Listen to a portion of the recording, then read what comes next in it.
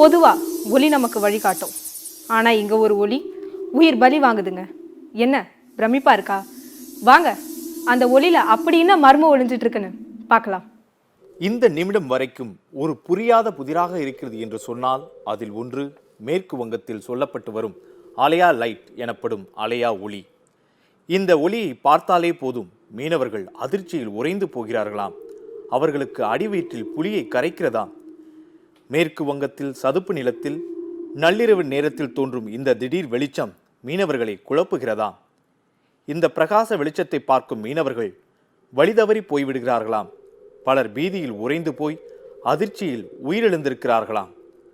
சதுப்பு நிலத்தில் தோன்றும் இந்த வெளிச்சத்தை உள்ளூரில் இருக்கும் மீனவர்கள் இந்த வெளிச்சம் ஆவி, பேய், பிசாசுகளின் வெளிச்சம் என்று நம்புகிறார்களாம். இந்த வெளிச்சம் குறித்து முழுமையான காரணம் இன்னும் சொல்லப்படவில்லை.